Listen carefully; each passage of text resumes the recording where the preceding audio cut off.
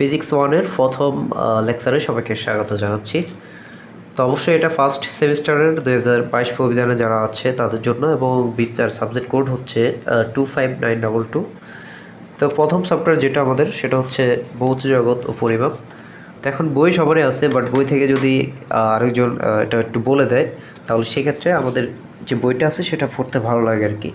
তো গুরুত্বপূর্ণ যে প্রশ্নগুলো আছে সেগুলো নিয়ে একটু আলোচনা করি। আমাদের সাবজেক্ট যেহেতু ভৌত জগৎ ও পরিমাপ, সুতরাং আগে আমরা ভৌত জগৎ কাকে বলে সেটা একটু জেনে নিই।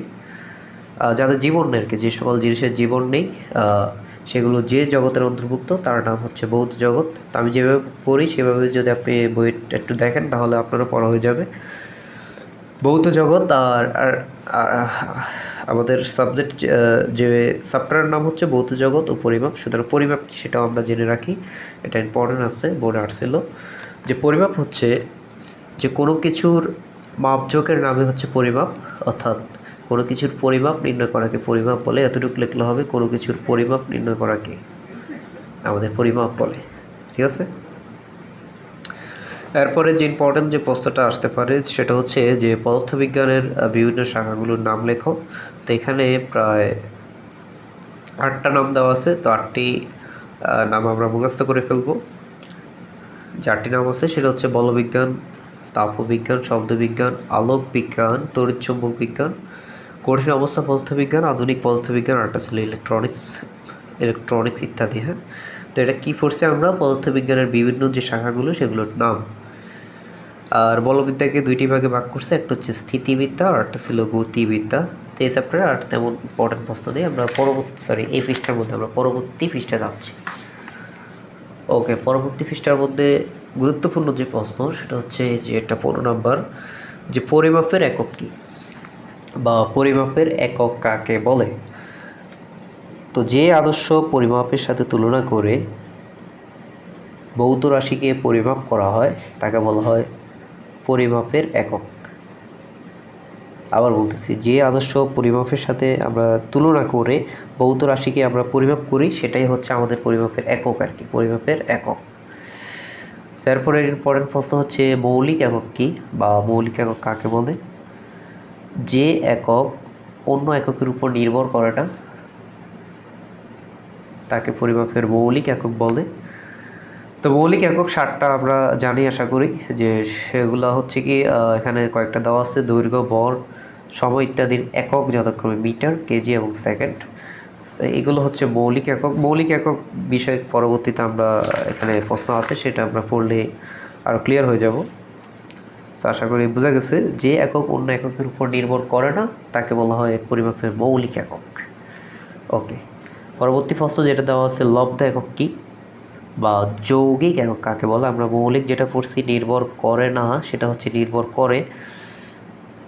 এটা লিখে দিলে হবে, যে একক অন্য এককের উপর নির্ভর করে সেটাকে বলা হয় লব্ধ একক বা যৌগিক একক। তো এখানে অন্যভাবে লিখছে, যে সমস্ত একক অন্য একক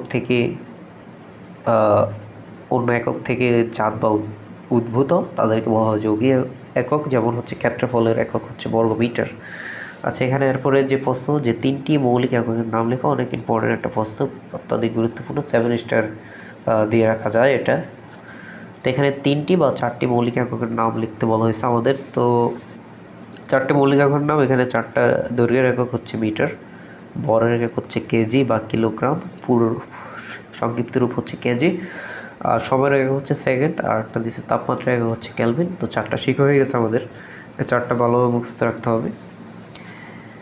আচ্ছা, এরপরে আমাদের যে গুরুত্বপূর্ণ প্রশ্ন সেটা হচ্ছে যে মাত্রা সমীকরণ কাকে বলে। মাত্রা সমীকরণ যে সমীকরণ মৌলিক একক ও লব্ধ এককের মধ্যে সম্পর্ক স্থাপন করে,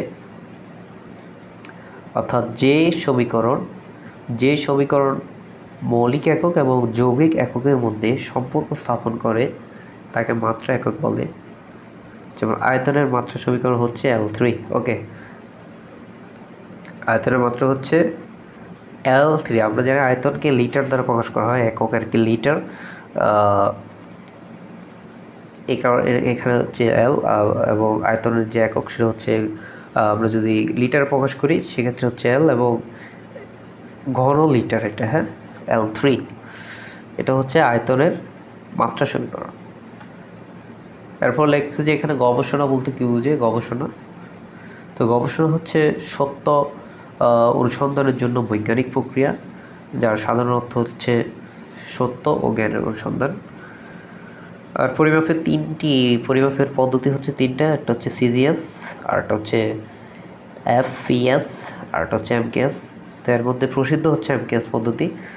এমকেএস মানে হচ্ছে মিটার কিলোগ্রাম সেকেন্ড পদ্ধতি বা এসআই পদ্ধতি। আর এখানে এফপিএস মানে হচ্ছে ফুট পাউন্ড সেকেন্ড, আর সি মানে হচ্ছে সেন্টিমিটার, জি মানে হচ্ছে গ্রাম, আর এস মানে হচ্ছে সেকেন্ড অর্থাৎ সেন্টিমিটার গ্রাম সেকেন্ড পদ্ধতি হচ্ছে সিজিএস।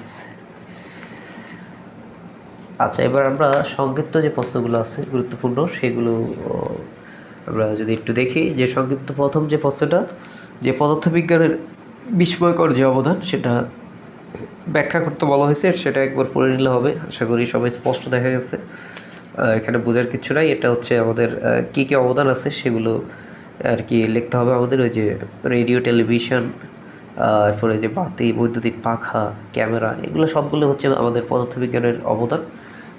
এগুলো আমরা লিখে দেবো, হ্যাঁ।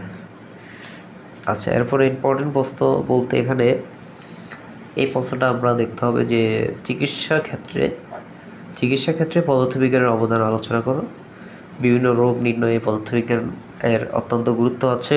যেমন বিভিন্ন যন্ত্র আছে, যেমন X ray, ultrasonograph, CT scan, MRI, এই যন্ত্রগুলো অবশ্যই পদার্থবিজ্ঞানের কল্যাণে কিন্তু যন্ত্রগুলো আবিষ্কৃত হয়েছে, এবং সেই যন্ত্রগুলো দিয়ে আমরা চিকিৎসা ক্ষেত্রে বিভিন্ন রোগ নির্ণয় করতে পারি। তো এইভাবে আমরা এটা লিখে দিব, চিকিৎসা ক্ষেত্রে পদার্থবিজ্ঞানের অবদান। আচ্ছা, এর পরবর্তী গুরুত্বপূর্ণ প্রশ্ন বলতে আমরা এই প্রশ্নটা দেখব, লাস্ট একটা প্রশ্ন, সর্বশেষ প্রশ্ন প্রথম অধ্যায়ের। যে এই প্রশ্নটা অনেক সময় আসে, যে সেটা হচ্ছে যে মৌলিক রাশি বলতে কী বুঝো, সংক্ষেপে আলোচনা করো, বা এসআই পদ্ধতিতে একক সহ মৌলিক রাশিগুলোর নাম লিখো। মৌলিক রাশি কাকে বলে সেটা আমরা একটু আগে যেটা শিখছিলাম, সেটা ছিল মৌলিক একক কাকে বলে। যে সকল একক অন্য কোনো এককের উপর নির্ভর করে না, সেটা ছিল মৌলিক একক। আর এখন যেটা বলতেছে সেটা হচ্ছে রাশি, অর্থাৎ যে সকল রাশি স্বাধীন বা নিরপেক্ষ, যেগুলো অন্য রাশির উপর নির্ভর করে না, বরং অন্যান্য রাশি এই সকল রাশির উপর নির্ভর করে, তাদেরকে বলা হয় মৌলিক রাশি। প্রকৃতিতে 7টি মৌলিক রাশি রয়েছে, এবং সেগুলো হচ্ছে দৈর্ঘ্য, ভর, সময়, এরপর হচ্ছে তাপমাত্রা, তড়িৎ প্রবাহ, দীপন তীব্রতা এবং পদার্থের পরিমাপ।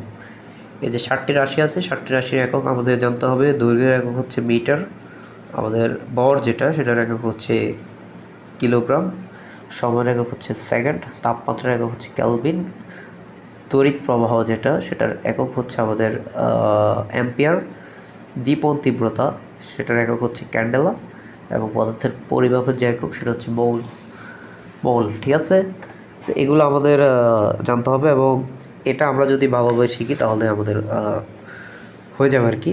তো এখানে একটা এই যে চার্ট দেওয়া আছে, তো এই চার্ট আমরা খেয়াল করি সবাই। এই যে চার্টগুলো দেওয়া আছে, এই চার্টটা আমরা লিখে দিলে হবে। যে দৈর্ঘ্য বা লেন্থ রাশির প্রতীকও দেওয়া আছে, সেটাকে এল দ্বারা প্রকাশ করা হয়, ভরকে এম দ্বারা, সময়কে টি দ্বারা, তাপমাত্রাকে টি বড় হাতের টি বা থিটা দ্বারা প্রকাশ করা হয়, টেম্পারেচার আর কি। দীপন তীব্রতা আই, এবং দীপন তীব্রতা যেটা আইবি, এবং তড়িৎ প্রবাহ এটা আই দ্বারা প্রকাশ করা হয়, অ্যাম্পিয়ার। আর এগুলোর একক হচ্ছে যেটা বলছিলাম, metre, KG, second, kelvin, ampere, candela, আর এটা ছিল আমাদের মোল, রাইট। তো এই ছিল পদার্থবিজ্ঞানের প্রথম অধ্যায়ের গুরুত্বপূর্ণ যে টপিকসগুলো সেগুলো নিয়ে আলোচনা করে দিয়েছি। এখন যদি আপনি পড়েন সুন্দরভাবে আপনি পড়তে পারেন। তো পরবর্তীতে আমি অন্যান্য যে চ্যাপ্টারগুলো আছে সেগুলো দেখানোর চেষ্টা করব। তো সে পর্যন্ত সবাই ভালো এবং সুস্থ থাকেন সে আশা ব্যক্ত করে এখানে শেষ করলাম। আসসালামু আলাইকুম।